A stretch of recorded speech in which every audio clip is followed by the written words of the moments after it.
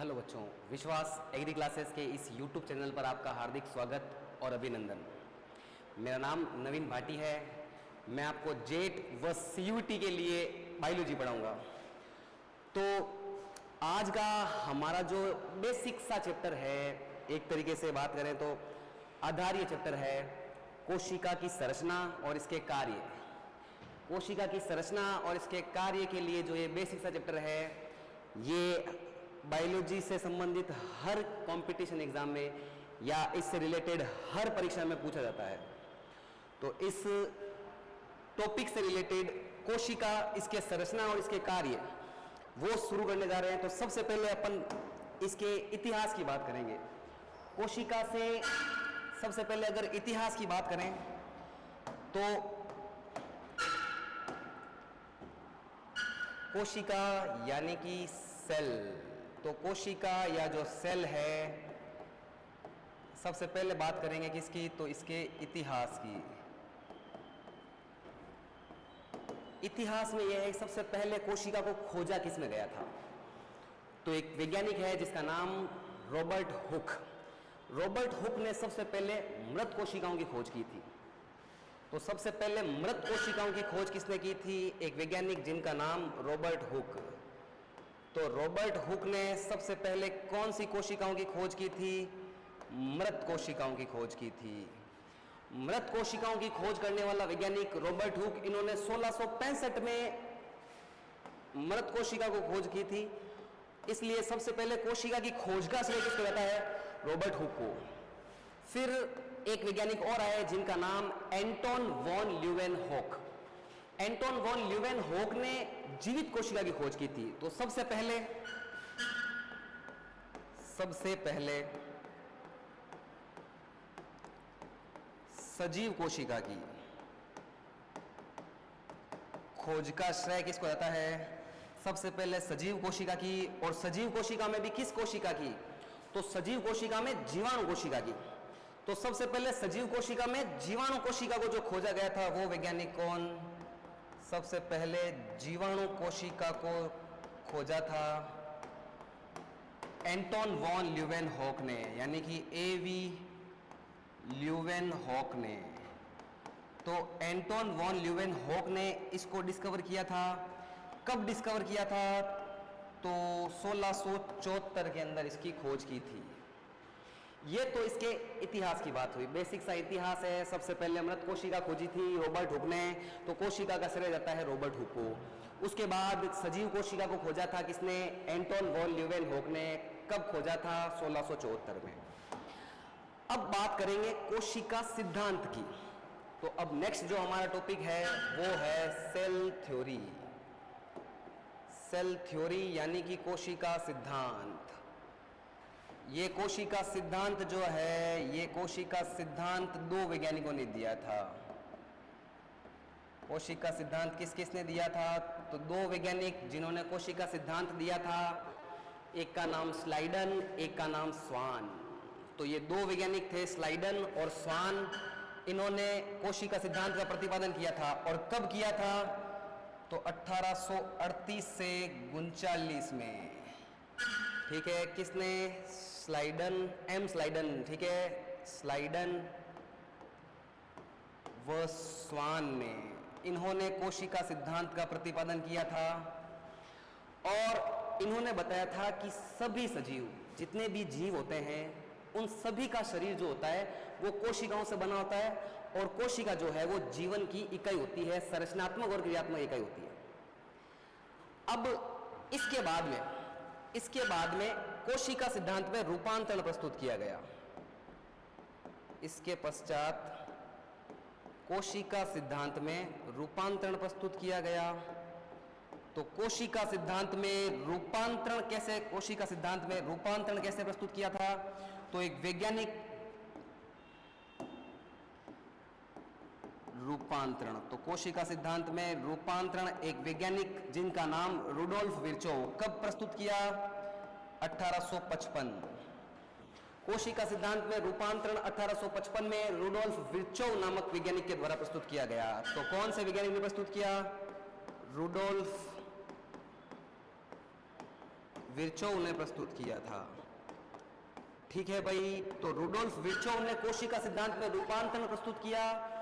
इन्होंने एक स्टेटमेंट दिया, ओमनिस सेल्यूला ई सेल्यूला।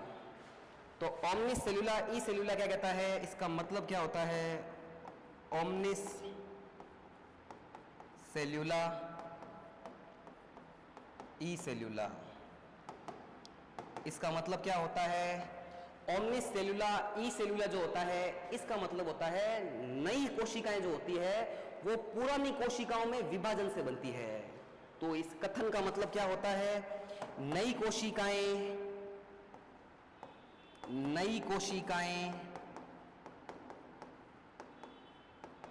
पुरानी कोशिकाओं से बनती है, पुरानी कोशिकाओं से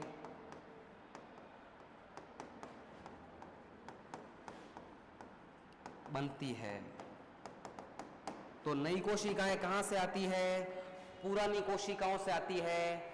और ये नई कोशिकाएं जो है, हाँ, हर शरीर की वृद्धि के लिए, चाहे वो कोई सा भी जीव हो, उसकी वृद्धि के लिए क्या चाहिए, कोशिका विभाजन। और कोशिका विभाजन से क्या होगा, कोशिका विभाजन से जैसे जैसे कोशिका विभाजन होता है वैसे वैसे कोशिकाओं की संख्या बढ़ती है, और कोशिकाओं की संख्या बढ़ती है ओमनिस सेल्यूला ई सेल्यूला। अब देखो भाई, कोशिका सिद्धांत किसने दिया, तो कोशिका सिद्धांत स्लाइडन और स्वान ने। एक जंतु वैज्ञानिक था, एक वानस्पतिक वैज्ञानिक था। ठीक है, उसके बाद में 1855 में कोशिका सिद्धांत में रूपांतरण किसने प्रस्तुत किया, रुडोल्फ विर्चोव ने। रुडोल्फ विर्चोव ने क्या कहा कि ओमनिस सेल्यूला ई सेल्यूला, अर्थात नई कोशिकाएं किससे बनती है, पुरानी कोशिकाओं से बनती है। अब इन दोनों टॉपिक के आधार पर कोशिका सिद्धांत के लक्षण देखते हैं। तो इन दोनों के आधार पर क्या देखें, कोशिका सिद्धांत के लक्षण। तो कोशिका सिद्धांत यानी कि वही सेल थ्योरी यानी कि कोशिका सिद्धांत तो कोशिका सिद्धांत के लक्षण क्या होते हैं, कोशिका सिद्धांत के लक्षण। तो भाई कितने लक्षण होंगे कोशिका सिद्धांत के, 3 लक्षण। कौन कौन से, पहला, सभी सजीव कोशिका या कोशिकाओं के समूह से बनते हैं, पहला। दूसरा, कोशिका सजीवों की संरचनात्मक इकाई होती है और क्रियात्मक इकाई होती है। और तीसरा, नई कोशिकाएं पुरानी कोशिकाओं से बनती है। तो 3 लक्षण होंगे भाई, कितने लक्षण, 3 लक्षण। पहला लक्षण, सभी सजीव कोशिका या कोशिकाओं के समूह से बने होते हैं, या कोशिकाओं के समूह से बने होते हैं। ठीक है भाई, अब सभी सजीव कोशिकाओं से बने होते हैं, बिल्कुल। दूसरा टॉपिक क्या है, सजीवों की संरचनात्मक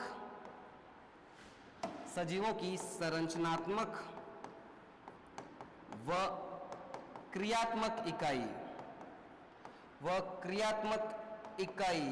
क्या होती है, कोशिका होती है। क्या होती है, कोशिका होती है।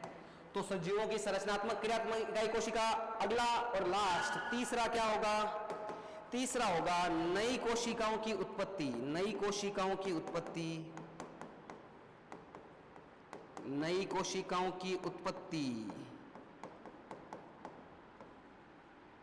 पूर्ववर्ती कोशिकाओं से होती है। नई कोशिकाओं की उत्पत्ति पूर्ववर्ती कोशिकाओं से होती है।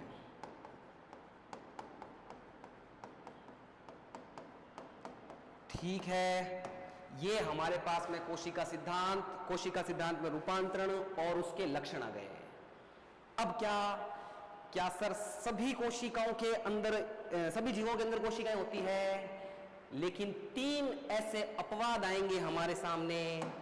तो अब किसकी बात करेंगे, कोशिका सिद्धांत के अपवाद। तो अपवाद में क्या होगा, कोशिका सिद्धांत के अपवाद में क्या ध्यान रखना है आपको, के अपवाद। ठीक है भाई, अपवाद यानी कि वो ऐसे जीव, यहां मैं बात कर रहा हूं, ऐसे कोई जिनके शरीर में कोई कोशिका संरचना नहीं पाई जाती है। बिल्कुल, कौन कौन? वायरसेस, वायरसेस मतलब कि विषाणु, वायरोइड्स और प्रियंस या प्रायंस। ठीक है भाई, ये प्रियंस, वायरोइड्स, वायरस और वायरोइड्स, इन तीनों में कोई कोशिका संरचना नहीं पाई जाती है, यानी कि ये कोशिका सिद्धांत के क्या है? अपवाद। तो इनमें कोई कोशिका संरचना, इनमें कोई कोशिका संरचना, कोई कोशिका संरचना नहीं पाई जाती, कोशिका संरचना नहीं पाई जाती, नहीं पाई जाती। ठीक है भाई, ये ऐसे जीव होते हैं, या कह सकते हैं सजीव और निर्जीव के बीच की योजक कड़ी होती है भाई। वायरस जो होता है ना, ये सजीव और निर्जीव के बीच की क्या होता है? योजक कड़ी होता है। इन तीनों में कोई कोशिका नहीं पाई जाएगी। अब क्या ध्यान रखना है भाई? देखो, क्या देख लिया? कोशिका का जनरल इतिहास देख लिया, कोशिका के सिद्धांत की बात कर ली, उसके अंदर रूपांतरण की बात कर ली और उसके अपवाद की बात कर ली। अब क्या ध्यान रखना है? अब बात करेंगे कोशिका के प्रकार की। तो अब क्या ध्यान रखना है? कोशिका के प्रकार। तो कोशिका के प्रकार की मैं अगर बात करूं तो मुख्यतः कोशिका होती है दो प्रकार की। कोशिका के प्रकार, क्या ध्यान रखना है? कोशिका के प्रकार, टाइप्स ऑफ सेल। तो कोशिकाएं होती है दो प्रकार की, एक प्रोकैरियोटिक कोशिकाएं, एक यूकैरियोटिक कोशिकाएं। ऐसे जीव जिनके अंदर प्रोकैरियोटिक कोशिकाएं होती है प्रोकैरियोट्स कहलाएंगे, ऐसे जीव जिनके अंदर यूकैरियोटिक कोशिकाएं होती है यूकैरियोट्स कहलाते हैं। तो प्रोकैरियोटिक और यूकैरियोटिक कोशिकाएं दो प्रकार की कोशिकाएं हैं जी। पहली प्रोकैरियोटिक, दूसरी यूकैरियोटिक। ठीक है, प्रोकैरियोटिक और दूसरी यूकैरियोटिक सेल यानी कि कोशिका। ठीक है भाई, अब बात करेंगे इन दोनों के बीच में अंतर की। तो अभी एक बार मैं बात कर रहा हूं अंतर की। हाँ, क्या होते हैं अपन इसमें कई टॉपिक्स ऐसे देखेंगे जो हो सकता है कि आपने पढ़े हो, पहले नहीं पढ़े हो। बाकी इसमें एक बार अंतर की बात करेंगे, बाकी पूरा जो भी अपन इसमें डाउट वगैरह आएंगे वो इस कंप्लीट चैप्टर में फुल ऑन डिटेल्स के साथ पढ़ेंगे। ठीक है, तो अभी बात कर रहे हैं अंतर की, किस किस के बीच में? बिल्कुल भाई, प्रोकैरियोटिक कोशिका और यूकैरियोटिक कोशिका। तो एक प्रोकैरियोटिक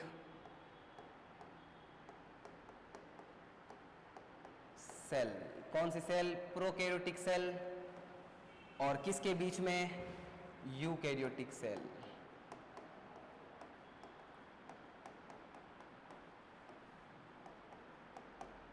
ठीक है भाई, ऐसे जीव जिनके अंदर प्रोकैरियोटिक कोशिका पाई जाएगी प्रोकैरियोट्स कहलाएंगे,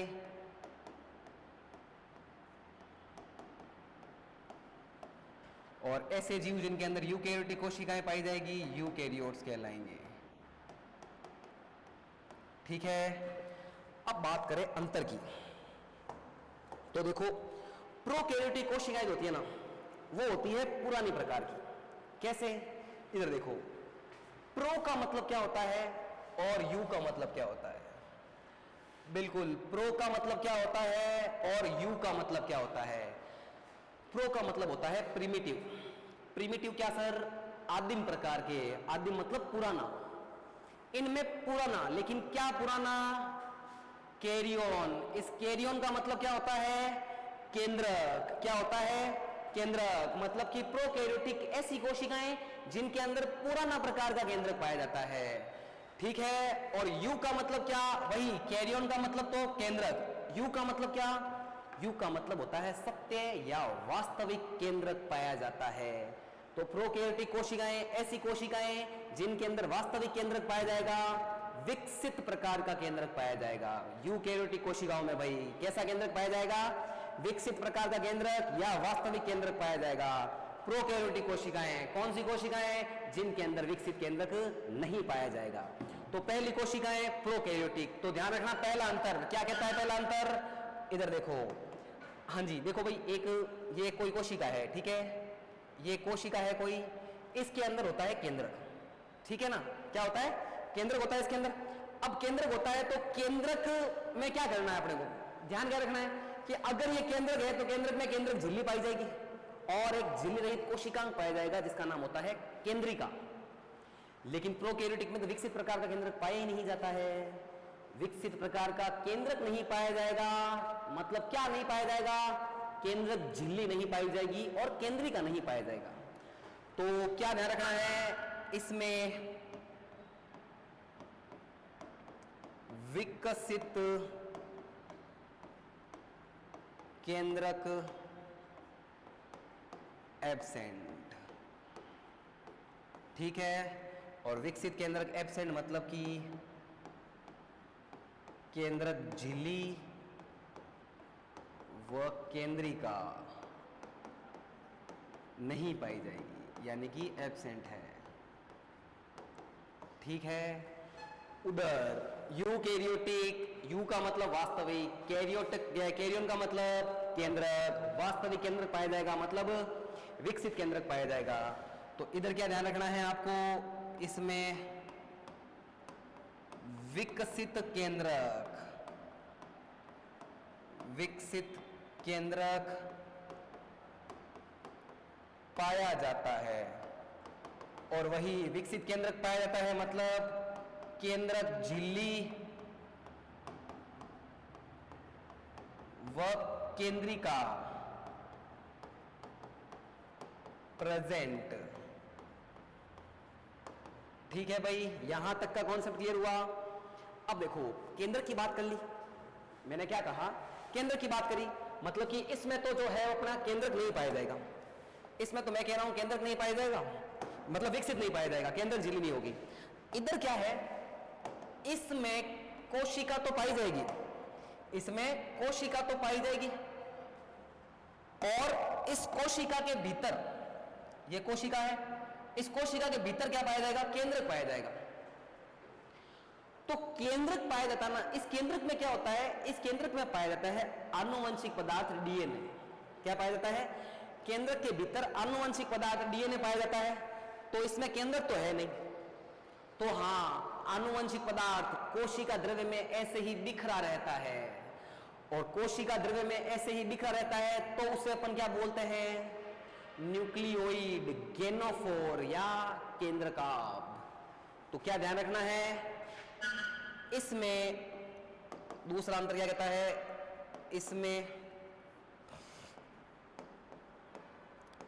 इसमें आनुवंशिक पदार्थ, इसमें आनुवंशिक पदार्थ मतलब कि डीएनए, कोशिका द्रव्य, कोशिका द्रव्य के विशिष्ट क्षेत्रों में, विशिष्ट क्षेत्र में पाया जाता है, और जिस क्षेत्र में कोशिका द्रव्य के आनुवंशिक पदार्थ पाया जाएगा कोशिका द्रव्य में, उस क्षेत्र को अपन क्या बोलेंगे, बिकॉज देखो आनुवंशिक पदार्थ है मतलब कि डीएनए है, तो डीएनए किसी क्षेत्र में मिल रहा है तो उसका भी तो कोई ना कोई नाम होगा, तो उसे पाया जाता है, उसे न्यूक्लियोइड या गेनोफोर या केंद्रकाभ कहते हैं। क्या कहते हैं, केंद्रकाभ कहते हैं, केंद्रकाभ कहते हैं। अब केंद्रकाभ कहते हैं, न्यूक्लियोइड कहते हैं या गेनोफोर। देखो एक्चुअल में गेनोफोर जो होता है ना, ये गेनोफोर है ना, मतलब कि जीवाणु में पाया जाने वाला डीएनए ही गेनोफोर कहलाता है, ठीक है, जीवाणु में पाया जाने वाला डीएनए ही गेनोफोर कहलाएगा।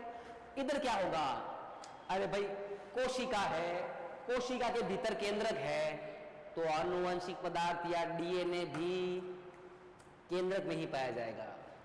तो इधर क्या याद रखना है, आनुवंशिक पदार्थ, आनुवंशिक पदार्थ मतलब डीएनए, डीएनए कहां पाया जाएगा, केंद्रक के भीतर पाया जाता है। कहाँ पाया जाएगा? केंद्रक के भीतर पाया जाता है। और केंद्रक के भीतर पाया जाएगा किसके रूप में, ये अभी आगे देखेंगे अगला अंतर। तो ये दो अंतर अभी तक अपन ने देखे हैं, पहला तो केंद्र का, दूसरा केंद्र के भीतर आनुवंशिक पदार्थ का। अब क्या वही क्या ध्यान रखना है, वही पहला तो इसमें अंतर किस किस के बीच में, प्रोकैरियोटिक सेल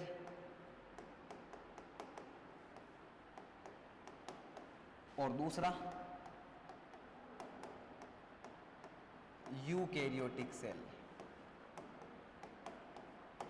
ठीक है, प्रोकैरियोटिक सेल में क्या देखा था कि भाई केंद्रक के भीतर पाया जाएगा डीएनए यूकैरियोटिक सेल में, और इसमें पाया जाएगा केंद्रक के रूप में। ठीक है, अब अगला अंतर क्या कहता है? अगला अंतर अपने पास में जो तीसरा अंतर है, इसका मतलब है कि इसमें एक ही डीएनए पाया जाएगा। प्रोकैरियोटिक कोशिकाओं में एक डीएनए पाया जाएगा, और कैसा डीएनए? वृत्ताकार सर्कुलर डीएनए इनमें पाया जाएगा। तो इसमें एक डीएनए जिसका आकार कैसा? तो बिल्कुल भाई वृत्ताकार। वृत्ताकार में कैसा? द्विरज्जुक डीएनए। कैसा? द्विरज्जुक। द्विरज्जुक का मतलब समझ गए भाई? द्विरज्जुक का मतलब क्या होता है? एक रज्जुक डीएनए का ऐसा, दूसरा रज्जुक ऐसा, दोनों एंटी पैरेलल होते हैं और उससे बना होता है डीएनए। तो सभी जीवों में डीएनए जो होता है वो द्विरज्जुक अवस्था में पाया जाता है। एक डीएनए वर्ताकार द्विरज्जुक प्रकार का होता है। प्रकार का कैसे? इधर देखो, ये है कोई कोशिका, ये इस कोशिका में रहा वर्ताकार डीएनए, और डीएनए कैसा होगा? तो ये ऐसा वर्ताकार, और कैसा? द्विरज्जुक डीएनए। ठीक है, लेकिन यूकैरियोटिक में ऐसा नहीं होता है। यूकैरियोटिक में कैसा होता है? तो ये कोई कोशिका है, कोशिका के भीतर केंद्रक है, और इस केंद्रक में पाए जाएंगे गुणसूत्र। क्या पाए जाएंगे? गुणसूत्र। ये गुणसूत्र कैसे बनते हैं, कब बनते हैं, वो कोशिका विभाजन में देखेंगे भाई। ये इसके अंदर क्या मिलता है? रेखित डीएनए, लीनियर फॉर्म में। ठीक है भाई, ये मिला इसके अंदर डीएनए मुझे। तो यूकैरियोटिक कोशिकाओं में क्या ध्यान रखना है? जो डीएनए है वो कितने, उधर कितने? एक, इधर कितने? एक से अधिक। इधर कैसा? वर्ताकार, लेकिन इधर कैसा? लीनियर, रेखित। इधर कैसा? द्विरज्जुक, बिल्कुल सेम द्विरज्जुक ही होगा दोनों में। तो क्या ध्यान में रखना है? सुनो, ठीक है भाई, इधर देखो। सबसे पहले तो एक से अधिक डीएनए पाए जाएंगे, एक से अधिक रेखित डीएनए। रेखित डीएनए कैसे होते हैं? तो बिल्कुल इधर भी द्विरज्जुक होंगे, द्विरज्जुक डीएनए। अब देखो एक चीज और ध्यान में रखनी है, रेखित डीएनए होते हैं, लेकिन ये डीएनए ना किसी के साथ में, मतलब कि एक हिस्टोन प्रोटीन होती है। क्या होती है? हिस्टोन प्रोटीन होती है। उस हिस्टोन प्रोटीन के से ये जुड़े होते हैं। हिस्टोन प्रोटीन से जुड़े होते हैं। किससे जुड़े होते हैं? हिस्टोन प्रोटीन से जुड़े होते हैं। तो यूकैरियोटिक कोशिकाओं में डीएनए किससे जुड़ा होता है? हिस्टोन प्रोटीन से। कैसे? इधर देखो, ये रहा गुणसूत्र, ये रहा इसमें लीनियर डीएनए, और यहां बीच बीच में क्या पाई जाएगी? Histone protein. ये हिस्टोन प्रोटीन यूकैरियोटिक में होती है, प्रोकैरियोटिक में नहीं होती है। तो क्या ध्यान रखना?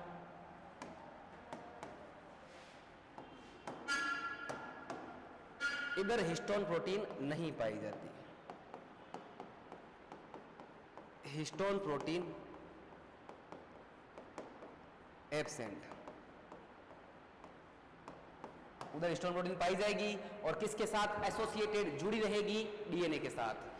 अब सुनो अगला पॉइंट, हम कह रहे हैं इसमें कोशिका में केंद्रक पाया जाएगा, केंद्रक के अंदर आनुवंशिक पदार्थ डीएनए पाया जाएगा। डीएनए प्रोकैरियोटिक में तो न्यूक्लियस है नहीं, केंद्रक है नहीं, तो इधर तो केंद्रक में पाया नहीं जाएगा। इधर न्यूक्लियोइड केंद्रकाप में के रूप में पाया जाएगा, इधर केंद्रक में पाया जाएगा। और किससे जुड़ा रहेगा? हिस्टोन प्रोटीन से जुड़ा रहेगा।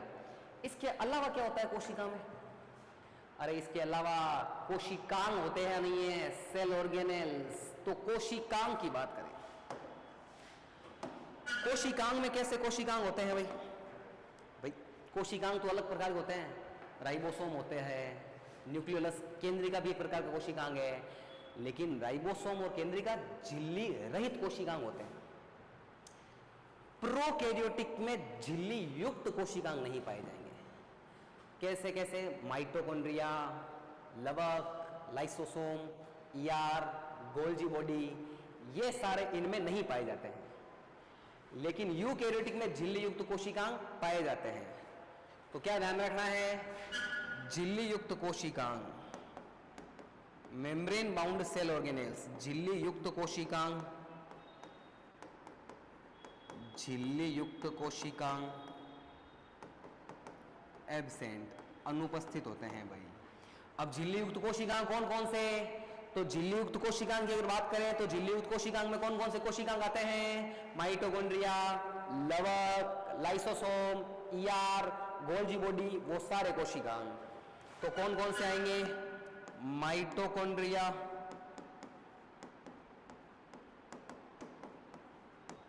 लवक, ईआर मतलब कि अंतःप्रद्रव्य जालिका, ठीक है भाई, लाइसोसोम और गोल्जी काय यानी कि गोल्जी बॉडी या गोल्जी एपेरेटस, गोल्जी काय इत्यादि, ये सारे इनमें नहीं पाए जाते हैं। लेकिन इधर दोहरी झिल्ली वाले कोशिकांग या झिल्ली युक्त कोशिकांग, झिल्ली युक्त कोशिकांग, झिल्ली युक्त कोशिकांग प्रेजेंट होते हैं, पाए जाते हैं। ठीक है भाई, झिल्ली युक्त कोशिकांग पाए जाएंगे यूकैरियोटिक कोशिकाओं में, प्रोकैरियोटिक कोशिकाओं में नहीं पाए जाएंगे। अगला अंतर क्या ध्यान में रखना आपको? अगला अंतर हमारा पास में आता है राइबोसोम का। नेक्स्ट डिफरेंस जो है वो है राइबोसोम का। राइबोसोम दोनों में पाया जाएगा भाई, क्यों? क्योंकि झिल्ली नहीं है। तो राइबोसोम प्रोकैरियोटिक कोशिकाओं में पाया जाएगा, यूकैरियोटिक कोशिकाओं में भी पाया जाएगा, दोनों कोशिकाओं में पाया जाएगा। लेकिन फर्क होता है, क्या फर्क है? तो इधर राइबोसोम तो इधर भी पाया जाएगा और राइबोसोम इधर भी पाया जाएगा। लेकिन फर्क क्या? देखो भाई, राइबोसोम के प्रकार होते हैं, एक होता है 70S प्रकार का, एक होता है 80S प्रकार का। क्या होता है आगे देखेंगे डिटेल से। अभी एक बार अंतर बता रहा हूं मैं आपको। हिस्टोन प्रोटीन क्या होता है, डीएनए के द्विरज्जुक वर्ताकार क्या होता है, झिल्ली युक्त कौन से होते हैं, झिल्ली रहित कौन से होते हैं, एकल झिल्ली वाले, दोहरी झिल्ली वाले, वो सारा अभी के लिए याद रखना। राइबोसोम इधर प्रोकैरियोटिक कोशिकाओं में कौन सा वाला राइबोसोम होता है? तो प्रोकैरियोटिक कोशिकाओं में राइबोसोम का प्रकार होता है 70S प्रकार का। लेकिन इधर मुख्यतः कौन सा? 80S, लेकिन एवं 70S प्रकार का भी पाया जाता है। देखो भाई, 70S दोनों में मिलता है, लेकिन 80S प्रकार का राइबोसोम जो है ना, वो केवल किसमें मिलेगा? यूकैरियोटिक कोशिकाओं में। 70S प्रोकैरियोटिक में भी है, यूकैरियोटिक में भी है, लेकिन 80S केवल किसमें है? यूकैरियोटिक में। क्लियर है यहां तक का कॉन्सेप्ट? अब क्या ध्यान रखना है?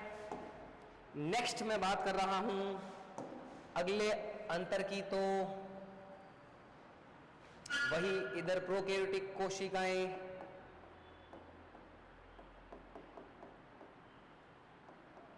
प्रोकैरियोटिक सेल, और इधर यूकैरियोटिक सेल, और जिनमें ये पाए जाएंगे वो प्रोकैरियोट्स और यूकैरियोट्स। अब देखो, गमनांग होते हैं भाई कोशिका में गमन करने के लिए, सीलिया और फ्लैजिला। इधर भी सीलिया फ्लैजिला, इधर भी सीलिया फ्लैजिला। कैसे? सीलिया मतलब कि पक्षमाभ और कशाभ, ठीक है भाई, कशाभ और पक्षमाभ। सीलिया एवं फ्लैजिला, सीलिया व फ्लैजिला उपस्थित यानी कि प्रेजेंट इधर भी, और सेम इधर भी सीलिया व फ्लैजिला प्रेजेंट, सीलिया व फ्लैजिला प्रेजेंट। तो अंतर क्या, हाँ अंतर क्या मिलेगा इसमें, इसकी जो संरचना होगी ना, प्रोकैरियोटिक कोशिकाओं में इसकी संरचना होती है एकदम सरल प्रकार की। कैसी होती है, सरल प्रकार की, लेकिन यूकैरियोटिक कोशिकाओं में जटिल प्रोटीन से बनी होती है। वो जटिल प्रोटीन कौन से, सूक्ष्म नलिकाओं में। तो इधर क्या होती है, इधर इनकी संरचना कैसी, इधर इनकी संरचना सरल, कैसी संरचना, सरल होती है, लेकिन इधर कैसी होती है इसकी संरचना, तो जटिल। और जटिल में क्या जटिल, तो याद रखना है 9+2, 9+2 सूक्ष्म नलिकाओं की व्यवस्था पाई जाएगी। किसकी व्यवस्था पाई जाएगी, 9+2 सूक्ष्म नलिकाओं की व्यवस्था पाई जाएगी। और 9+2 सूक्ष्म नलिकाओं की व्यवस्था पाई जाती है, ये यूकैरियोटिक में पाई जाती है भाई। इधर 9+2 अरेंजमेंट ये प्रेजेंट है, इधर भाई इधर ये प्रेजेंट यानी कि पाई जाती है, लेकिन इधर ऐसा कुछ नहीं होता है। तो 9+2 अरेंजमेंट, 9+2 सूक्ष्म नलिकाएं, 9+2 सूक्ष्म नलिकाएं अनुपस्थित यानी कि एब्सेंट, इधर ऐसा कुछ नहीं पाया जाएगा। ठीक है, अब अगला अंतर क्या, तो सुनो, ये तो सीलिया फ्लैजिला गमनांग वगैरह की बात कर ली। अब नेक्स्ट अंतर बात करते हैं, इसमें जनन कैसे होता है। प्रोकैरियोटिक कोशिकाएं होती है पुराने प्रकार की, प्रोकैरियोटिक कोशिकाएं कैसी होती है, पुराने प्रकार की कोशिकाएं होती है। इन प्रोकैरियोटिक कोशिकाओं में केवल कैसा जनन मिलता है, अलैंगिक जनन। तो प्रोकैरियोटिक कोशिकाओं में इधर प्रोकैरियोट्स में, चलो इसमें केवल अलैंगिक जनन, याद रखें भाई जीवाणुओं में केवल अलैंगिक जनन होता है, इसमें केवल अलैंगिक जनन देखा जाता है। अलैंगिक जनन बोल दो चाहे तो विभाजन बोल दो, एक ही बात है। अलैंगिक जनन, अलैंगिक विभाजन देखा जाता है, यानी कि क्या ध्यान में रखना है, इसमें असूत्री विभाजन देखा जाता है। आगे बात करेंगे समसूत्री, अर्धसूत्री, असूत्री, ठीक है, असूत्री विभाजन देखा जाता है। इसमें विभाजन केवल कौन सा होगा, असूत्री विभाजन। लेकिन यूकैरियोटिक कोशिकाओं में लैंगिक और अलैंगिक दोनों प्रकार का जनन पाया जाता है। तो लैंगिक और अलैंगिक दोनों प्रकार का जनन कैसे है, सुनो, इसमें लैंगिक सेक्सुअल रिप्रोडक्शन व अलैंगिक एसेक्सुअल रिप्रोडक्शन, अलैंगिक जनन दोनों पाए जाते हैं, दोनों पाए जाते हैं। ठीक है भाई, लैंगिक अलैंगिक जनन दोनों, मतलब कि समसूत्री, अर्धसूत्री और असूत्री तीनों प्रकार के डिवीजन इसके अंदर देखने को मिलते हैं। ठीक है भाई, तो क्या ध्यान में रखना है, इसमें असूत्री, अर्धसूत्री व समसूत्री विभाजन देखे जाते हैं। मतलब कि इसमें ये सभी प्रकार के विभाजन देखे जाएंगे। ठीक है, असूत्री, समसूत्री, अर्धसूत्री तीनों प्रकार के विभाजन देखे जाएंगे। इसके अलावा एक अंतर आपको और याद रखना है, इसमें एक अंतर क्या है, देखो भाई हमारे शरीर के अंदर ना हमें सहारा प्रदान करने के लिए, हमें बेसिक सपोर्ट, आधार प्रदान करने का कार्य कौन करता है, हमारा कंकाल तंत्र। तो प्रोकैरियोटिक कोशिकाएं तो छोटी कोशिकाएं होती है भाई, पुरानी कोशिकाएं, आदिम प्रकार की, तो इनको सहारा प्रदान करने के लिए तो किसी प्रकार का कोई भी कंकाल नहीं पाया जाता है। लेकिन यूकैरियोटिक कोशिकाएं विकसित प्रकार की कोशिकाएं होती है, बड़ी कोशिकाएं होती है, इनको सहारा प्रदान करने के लिए क्या पाया जाता है, कोशिका कंकाल। तो इसमें क्या पाया जाएगा, इसमें कोशिका कंकाल पाया जाएगा। कोशिका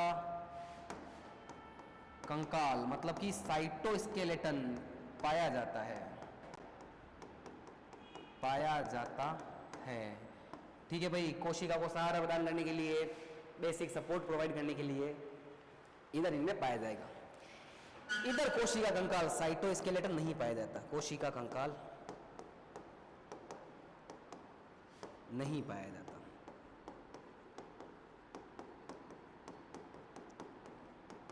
ओके, यहां तक ये अंतर की बात कर ली अपन ने किस किस के बीच में, यूकैरियोटिक कोशिकाएं और प्रोकैरियोटिक कोशिकाओं में। क्या अंतर की बात की, इधर देखो हमने क्या देखा है इसके बीच में। हमने बात की है, सबसे पहले बात की थी कोशिका में केंद्र की। सबसे पहले किसकी बात की थी, इसके में जो कोशिकाएं होती है उन कोशिकाओं में केंद्र की बात की थी। प्रोकैरियोटिक कोशिकाओं में क्या नहीं मिलेगा, विकसित केंद्रक नहीं मिलेगा। ऐसी कोशिकाएं जिनमें विकसित केंद्रक नहीं पाया जाता है, ऐसी कोशिकाएं जिनमें आनुवंशिक पदार्थ या डीएनए जो होता है वो किसमें, कोशिका द्रव्य में बिखरा पड़ा रहता है। और जिन क्षेत्रों में बिखरा पड़ा रहता है उन्हें क्या कहते हैं, न्यूक्लियोइड, गेनोफोर या केंद्रकाभ। क्लियर। नेक्स्ट बात, अगला क्या कहता है, नेक्स्ट आता है कि प्रोकैरियोटिक कोशिकाओं में एक डीएनए होता है। कितने डीएनए, एक डीएनए होता है। कैसा, वर्ताकार होता है और द्विरज्जुक होता है। हिस्टोन प्रोटीन पाई नहीं जाएगी, झिल्ली युक्त कोशिकाएं नहीं पाई जाएंगे पुरानी कोशिकाएं, और राइबोसोम 70 प्रकार का होता है। एक अगला क्या, सीलिया फ्लैजिला पाए जाएंगे लेकिन सरल संरचना वाले 9+2 अरेंजमेंट ऑफ माइक्रोट्यूब्यूल्स नहीं पाई जाएगी इसके अंदर। इसमें केवल अलैंगिक जनन देखा जाता है, लैंगिक जनन नहीं पाया जाता है। और लास्ट, कोशिका कंकाल नहीं पाया जाता है। अब क्या ध्यान, आ जाओ इधर वापस, यूकैरियोटिक कोशिकाएं, ऐसी कोशिकाएं जिनमें विकसित केंद्रक पाया जाएगा। ऐसी कोशिकाएं जिनमें आनुवंशिक पदार्थ या डीएनए कहां पर, कोशिका के केंद्रक के भीतर पाया जाएगा। ऐसी कोशिकाएं जिनमें एक से अधिक केंद्रक होगा, एक से अधिक रेखित डीएनए पाए जाएंगे। ठीक है भाई, हिस्टोन प्रोटीन से किससे जुड़े होते हैं, डीएनए तो होता है ना, वो डीएनए से जुड़े होंगे हिस्टोन प्रोटीन। और आगे अगर आप आणविक जैव विज्ञान पढ़ते हो तो मॉलिक्यूलर बायोलॉजी में इसकी पूरी पैकेजिंग आती है। और ये झिल्ली युक्त कोशिकाएं इधर पाए जाएंगे, माइटोकॉन्ड्रिया, लवक, लाइसोसोम, ईआर, वो सारे इसके अंदर पाए जाएंगे। राइबोसोम 80S और 70S प्रकार का होता है। और लास्ट, सीलिया फ्लैजिला के साथ में कैसा अरेंजमेंट, 9+2 अरेंजमेंट, किसका, सूक्ष्म नलिकाओं का पाया जाएगा। लैंगिक जनन और अलैंगिक जनन दोनों पाए जाएंगे, मतलब कि समसूत्री, अर्धसूत्री और असूत्री, तीनों प्रकार का विभाजन देखा जाता है। और फाइनली क्या, कोशिका कंकाल पाया जाता है। हाँ जी भाई, मुख्य मुख्य अंतर की बात कर ली अपन ने। हाँ, और जैसे कि देखें तो आगे जैसे जैसे चैप्टर में पढ़ेंगे वैसे वैसे आ जाएगा। कुछ प्लाज्मिड वगैरह भी होते हैं, है ना भाई। प्लाज्मिड क्या होता है, ये जीवाणु जो होते हैं, इन जीवाणु का एक मुख्य डीएनए होता है। एक ही डीएनए होता है मुख्य डीएनए, तो उस एक मुख्य डीएनए के अलावा इनमें एक अतिरिक्त गुणसूत्रीय वर्ताकार डीएनए पाया जाता है। क्या होता है, अतिरिक्त गुणसूत्रीय वर्ताकार डीएनए होता है। उस अतिरिक्त गुणसूत्रीय वर्ताकार डीएनए को अपन क्या बोलते हैं, प्लाज्मिड। ये जैव प्रौद्योगिकी के अंदर अपन इसका उपयोग करते हैं वाहक के रूप में, एज ए वेक्टर उपयोग करते हैं किसका, प्लाज्मिड। और प्लाज्मिड सबसे अच्छा वाहक अणु होता है। यानी कि किसी भी पुनर्योजगज तकनीक से अपन को वांछित जीन का अगर प्रवेश करवाना है तो सबसे अच्छा वाहक कौन सा होता है, प्लाज्मिड। क्लियर। अब मेन खेल, एग्जाम्पल, क्या ध्यान रखना आपको, उदाहरण ध्यान रखने प्रोकैरियोटिक कोशिकाओं के और यूकैरियोटिक कोशिकाओं के। तो एग्जाम्पल की मैं बात कर रहा हूं। नेक्स्ट किस किस के एग्जाम्पल बात करेंगे अपन, वही प्रोकैरियोटिक कोशिकाएं और यूकैरियोटिक कोशिकाएं। इधर कौन सी कोशिकाएं, प्रोकैरियोटिक कोशिकाएं या प्रोकैरियोटिक सेल। तो इधर आई प्रोकैरियोटिक सेल। ऐसी सेल जिनमें ये पाई जाती है उन्हें ऑर्गेनिज्म को क्या बोलते हैं, उन जीवों क्या बोलते हैं, प्रोकैरियोट्स। क्या बोलते हैं, प्रोकैरियोट्स। और इधर कर लो यूकैरियोट्स या यूकैरियोटिक सेल।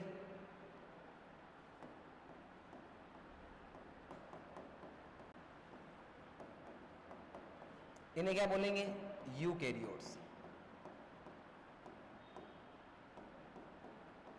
ठीक है।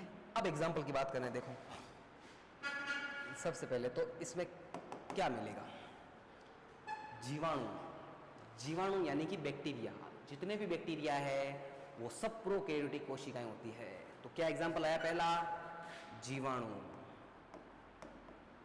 जीवाणु मतलब बैक्टीरिया। फिर क्या, आर की जीवाणु, ये क्या होते हैं, पुराने जीवाणु होते हैं भाई। आर की जीवाणु, आर की बैक्टीरिया, साइनो जीवाणु यानी कि साइनोबैक्टीरिया, साइनोबैक्टीरिया।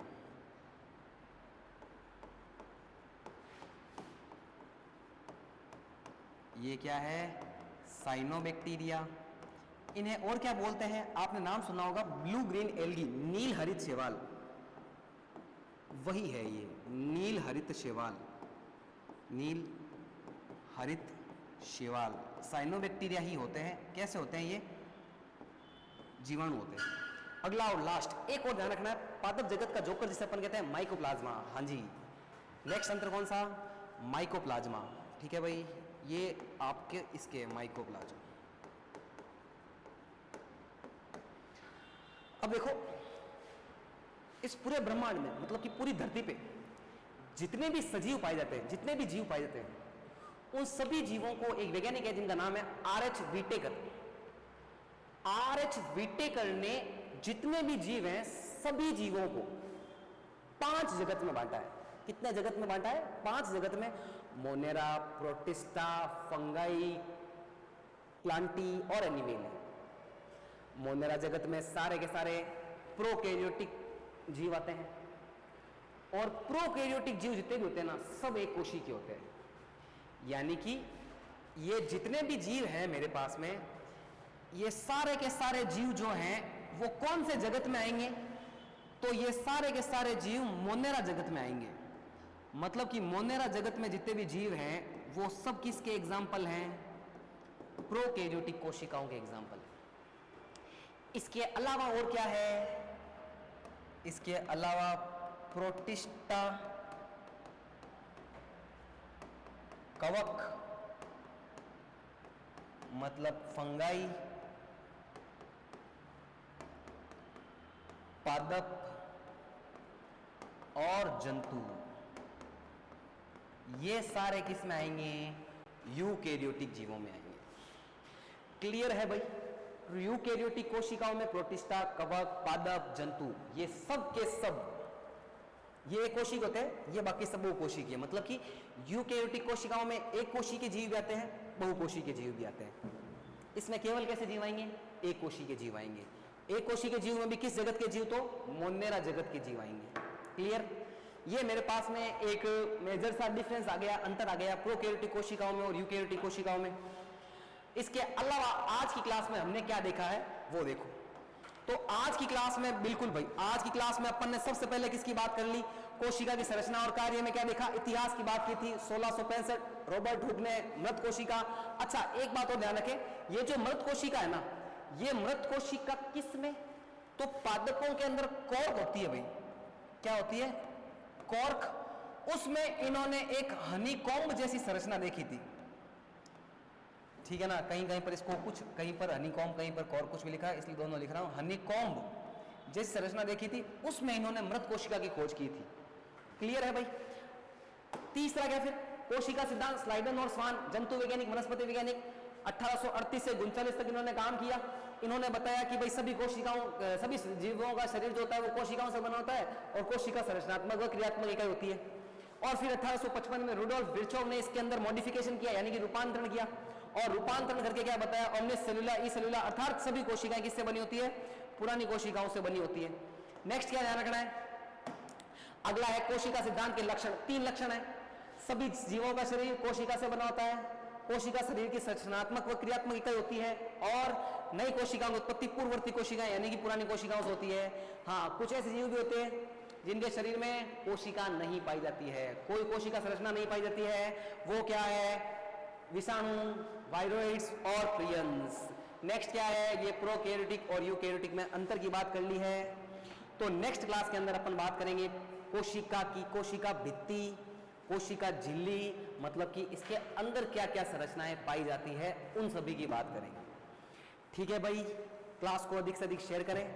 धन्यवाद।